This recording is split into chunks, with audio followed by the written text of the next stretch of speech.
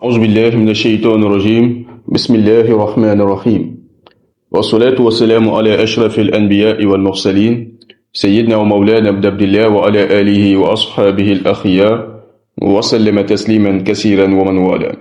Alhamdulillahi Rabbil Alamin. Louange à Allah, Seigneur de l'univers, et que la paix et les bénédictions d'Allah soient sur notre maître Muhammad sallallahu alayhi wa alihi wa ashabihi wa sallam tasliman kathiran wa man wala. Alhamdulillah. Chers frères et sœurs en islam, le désespoir.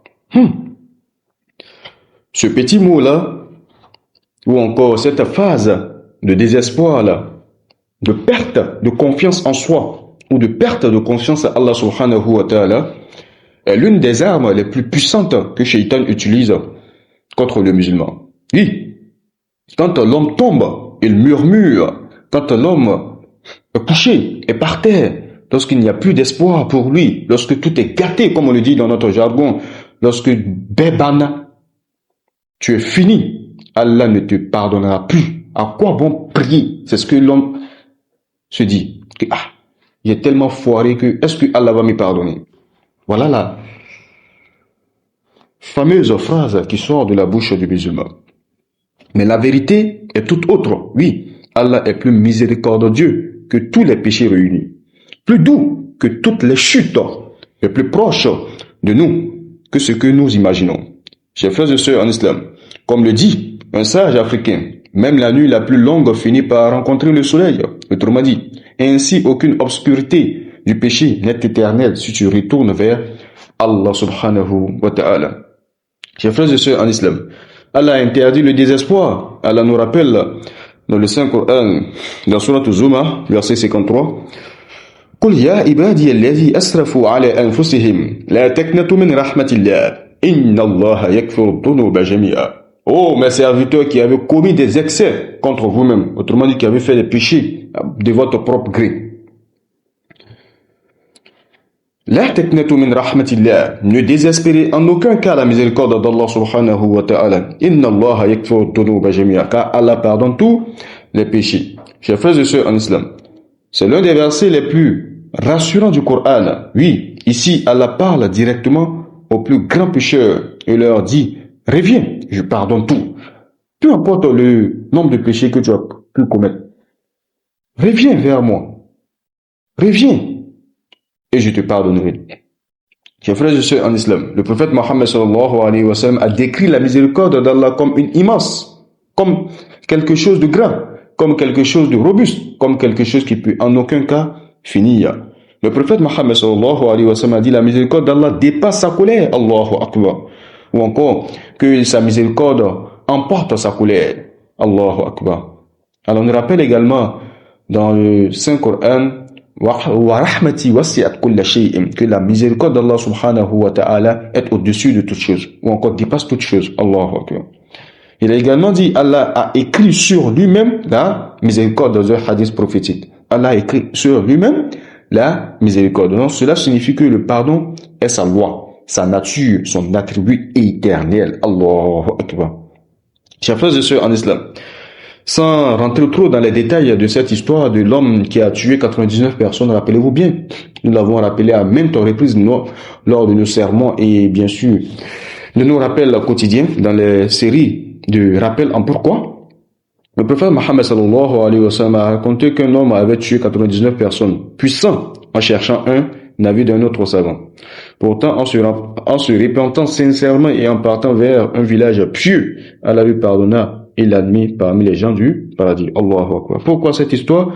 Pour montrer que même les crimes immenses ne surpassent pas la miséricorde d'Allah subhanahu wa ta'ala. Oui, alors comme toi, qui as simplement fauté ou négligé une prière, pourrais-tu penser qu'Allah te rejettera? Allahu Akbar. Par rapport à celui-même qui a tué 99 personnes, qu'Allah nous pardonne tous.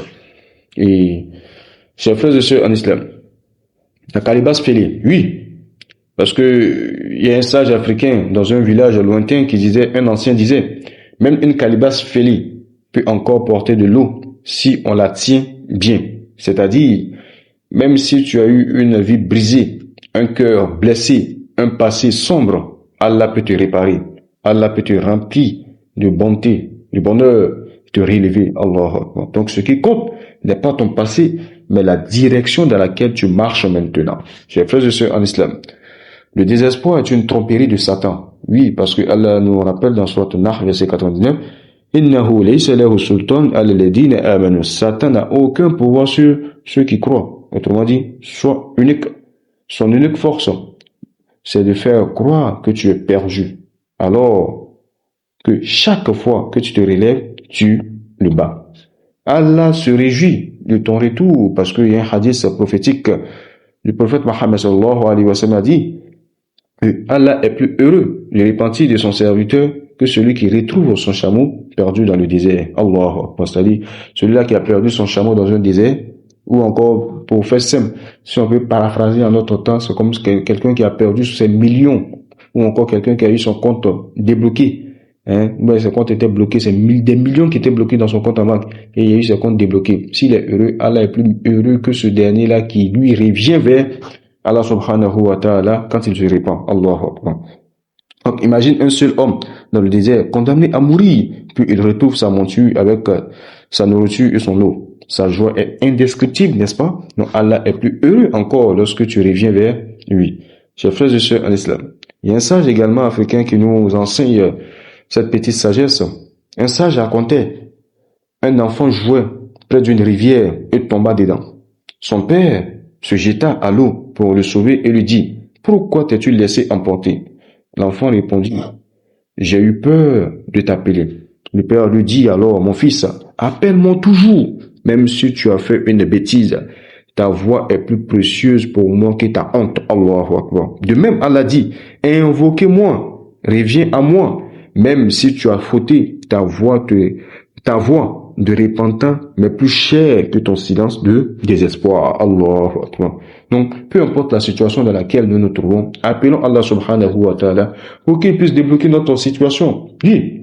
Parce que Allah est le tout miséricordieux, très miséricordieux. Alors, comment ne pas désespérer? D'abord, il faut se rappeler que le pardon d'Allah est plus grand que son péché.